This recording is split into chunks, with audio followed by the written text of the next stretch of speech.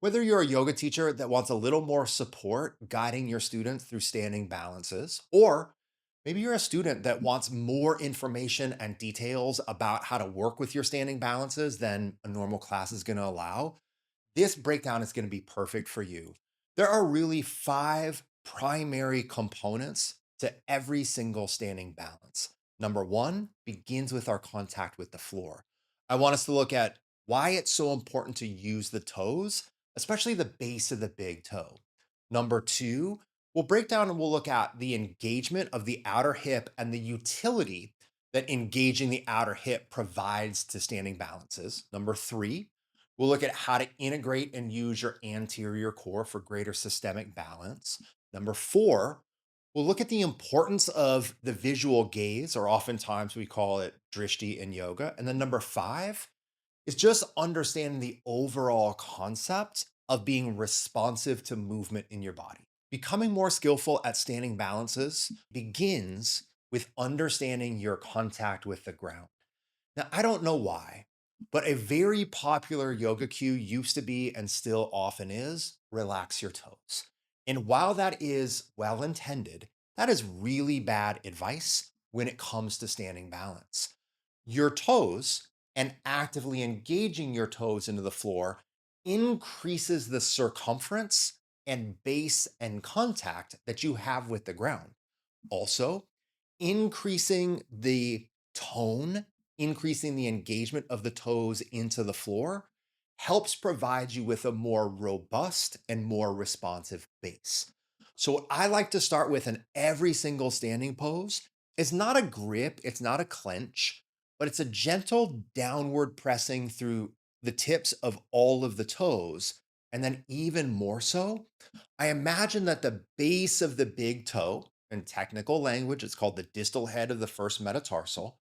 I imagine that I'm digging the base of that big toe into the ground. And everybody, if your toes are well rooted, if the base of the big toe is well rooted, you're going to have a very strong foundation that's not going to waver as much, is going to be more engaged and more responsive to any movement that your body may produce. The second primary component that we want to look at to support our balances is the engagement of the outer hip muscles, the abductors.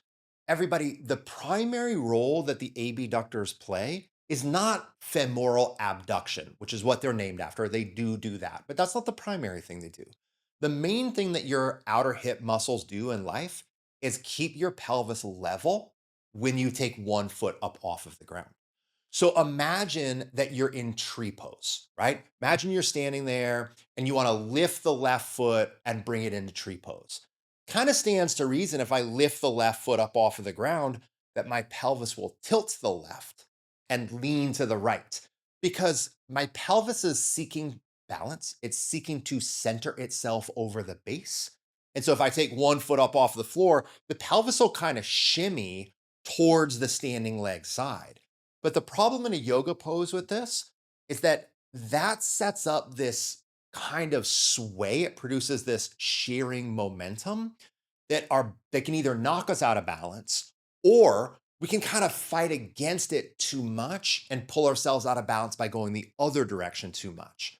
So what we want to do, everybody, before we pick a leg up is engage the outer hip muscles of the standing leg. By engaging the outer hip muscles of the standing leg, your pelvis is going to stay level and it's not going to have that shearing effect when you pick a foot up off the ground because you've created a bracing effect on the pelvis as a total, as a whole, before you elevate the foot. Similarly, for some students, gentle abdominal engagement can also produce stabilization. Now, this is a little bit of a tricky one. This is not as important as the feet and the pelvis, but for some students that have a little bit more of a challenging time feeling their body in space, and for students that might have a little bit of extra flexibility, creating just some mild abdominal engagement and a standing balance can help provide a slight subtle bracing effect that just helps the whole system be slightly more still. Now, the trick with this, everybody, and this is really important, we don't want a ton of abdominal engagement, right? So, this is kind of a subtle fine line. And the reason we don't want wholesale intense abdominal engagement is two things tend to happen when we do this. Number one, we tend to decrease smooth, comfortable, rhythmic breathing. And that's never a good thing.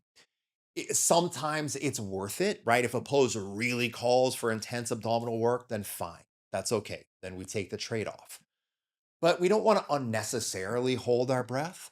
A lot of students already hold their breath anyways when they work on standing balances. I still do, and I've been practicing yoga for 30 years. But even more so, everybody, standing balances require responsiveness.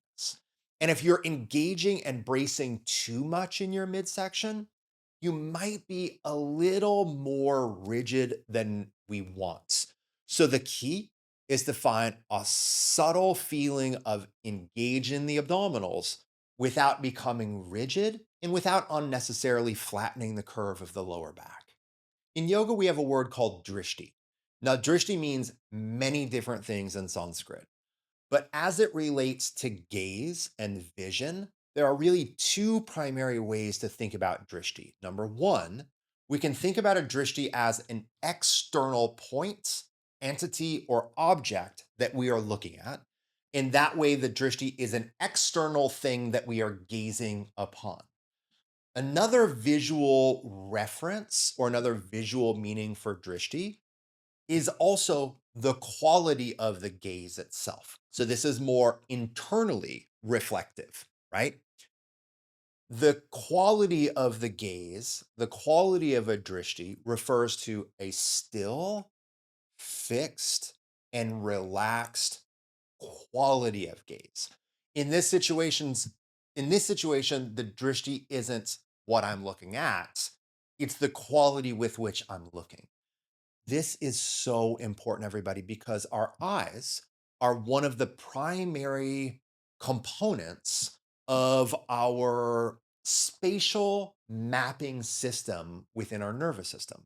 They're one of the primary ways that we feel our body in space, proprioception, but it's also how we map our body and space relative to the environment that we're in. So when it comes to balance, especially for people that are struggling with balance, one of the most important thing is to find something to look at and to look with a still quality. Now, the easiest way in the yoga room to do this usually is by finding a point on the floor.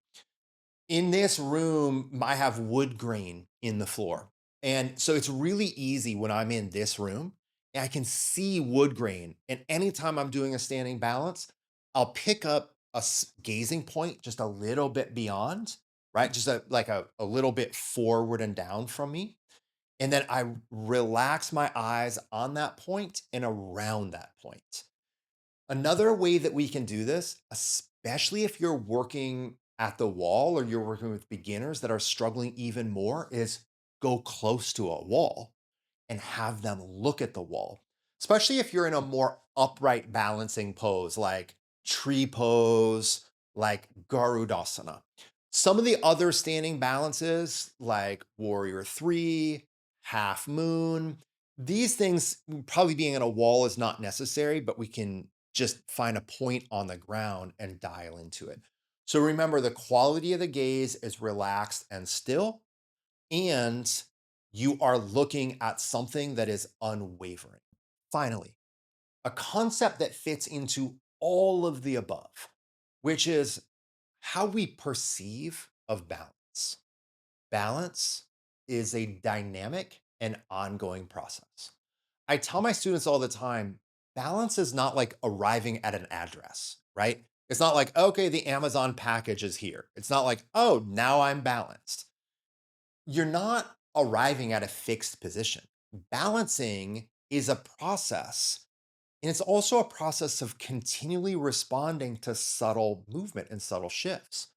Even everybody, when you have 2 feet on the ground, if you close your eyes or you deeply pay attention, you're going to feel that the body moves. And so you have to have this inner quality and inner relationship to balances that embraces dynamism, that embraces responsiveness, that feels the ground, that feels the outer hips, that connects to core, that's attuned to the visual gaze, that's breathing and responding to movements. Because when you arrive in your standing balance, you're not just going to turn into a statue, right?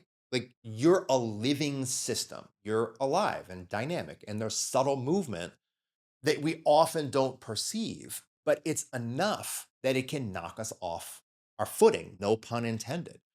And so it's so important when we're doing this work, everybody, to be responsive, to have a kind of a little bit of a relaxed feel to it. Yes, all the details that I've talked about today are engagement because having a braced quality is important, but having a rigid quality is not, right?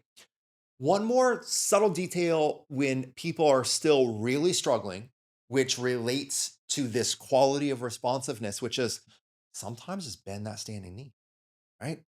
Sometimes just a little bit. Think about this, everybody. I grew up skateboarding. I skateboarded for 15 years in my life.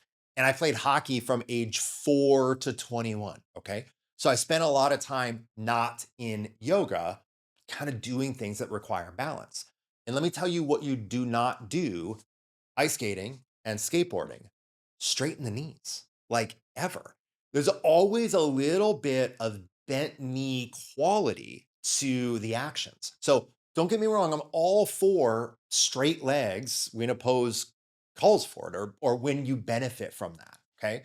But don't think that there's anything wrong with you or your students or the process of bending a knee a little bit when you're struggling to balance. As always, everybody, I create this content for you because I know as a yoga teacher, we need inspiration, we need community, and the truth is, we need ongoing education. So I hope this is helpful for you. I hope you get to help your students with it and maybe even in your personal practice. And remember, everybody, if you're looking for more connection, more community, more education, I have really great online trainings that you can find at my website, jasonyoga.com, and also in the links below. As always, thanks for being part of the community. If you haven't already liked and subscribed, please do that. That helps. All right, take care.